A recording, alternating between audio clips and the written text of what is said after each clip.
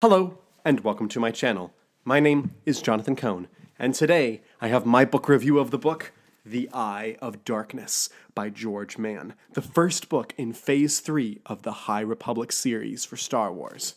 Yes, the long-awaited Phase 3 is finally here, and if you've been following the High Republic, you had Phase 1, which was the events of seeing the Nile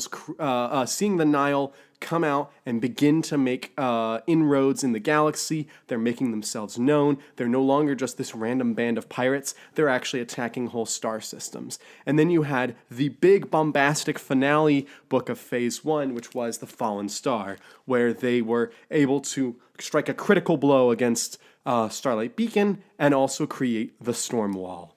And then we stopped after Phase 1, and Phase 2 went back to the beginning, and we got to see how the Nile were created and how the Nameless threat was created. And we get to see this kind of context from 150 years ago and see how it mirrors the events of the Phase 1.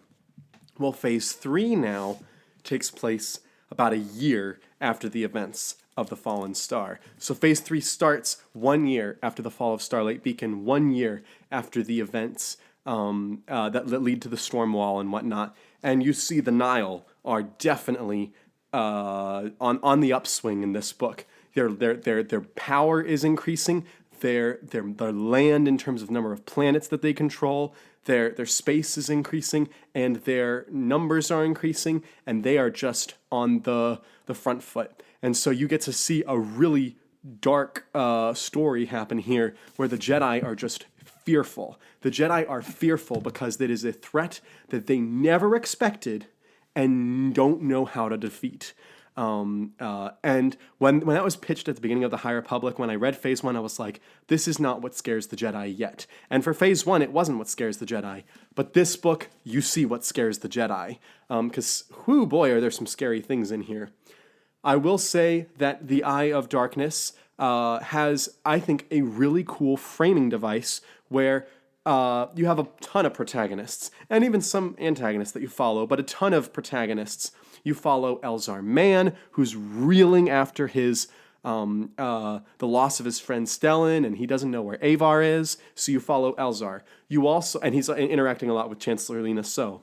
You also have Bel Zettifar, and he is trying to figure out how to help in any way he can, and he has a friend with him, which is lots of fun. I won't spoil who that friend is if you haven't read the short story collection, Tales of Light and Life. That person shows up from there.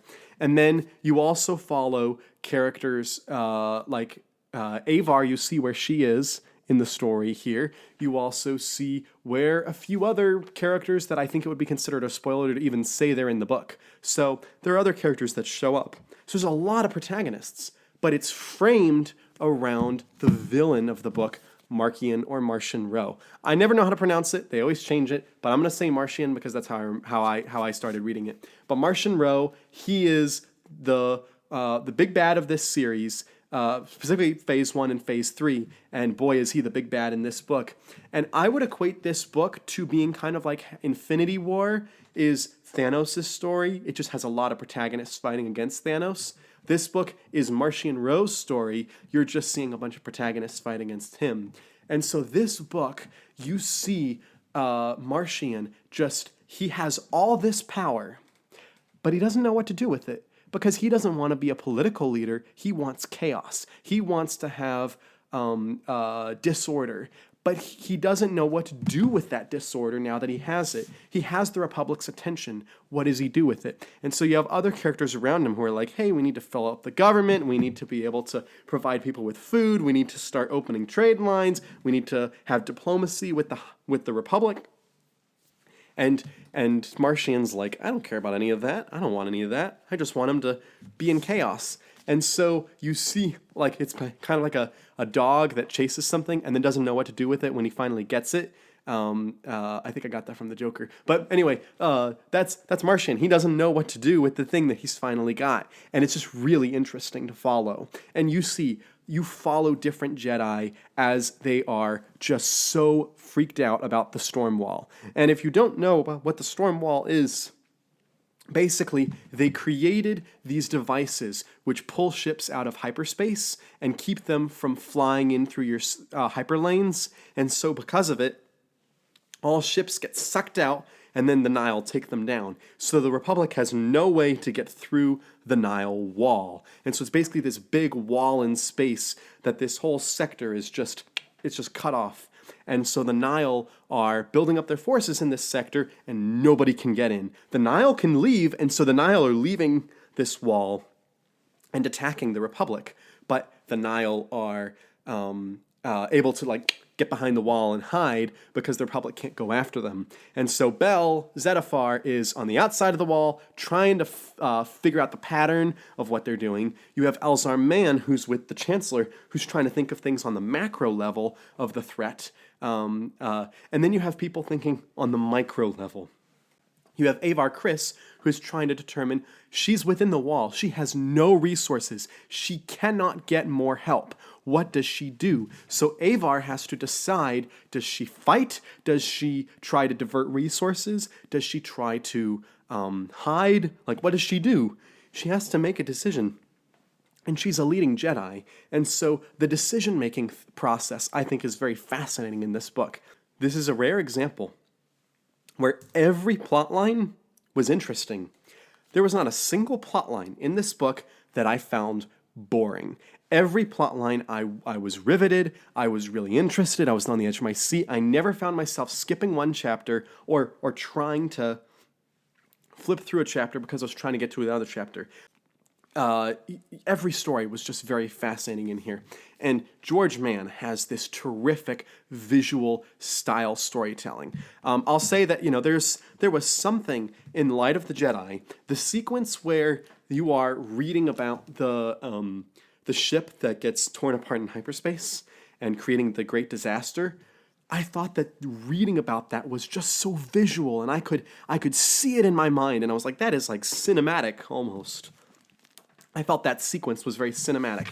I felt that way with something in the storm wall here. Something happens here in this book, and I just thought, oh my goodness, if this was on the big screen, I'd be in awe of how creative it is. And it's something that probably we'll never see anything like this on the big screen, but we don't need to because the author does an amazing job of portraying this. And I was a little bit nervous what George Mann would do with an adult novel, because for the most part, he's been relegated to either kids' books and comics and stuff, or he's done the script for the Battle of Jedha, but he's never done an adult novel yet. So this is his Star Wars adult novel debut. He's done original adult novels, a ton of them, but I mean for Star Wars. So I wasn't sure how he would translate to doing the adult novel. Brilliantly, just brilliantly. He matches the style of the other authors really well. And the next author with an adult novel on deck is Tessa Gratton, and that is going to be an interesting change, whiplash. And then the final adult novelist for the High Republic is Charles Soule. So they're going back to the beginning with Charles Soule at the end. But Tessa Gratton's next. I'm interested to see where she goes with the adult line. And I will say the adult line is just killing it. I think that every adult novel or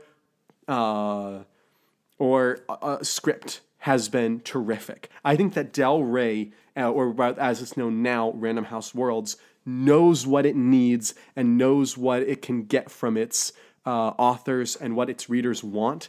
I think that the adult line has just been terrific. The middle grade line has been mixed.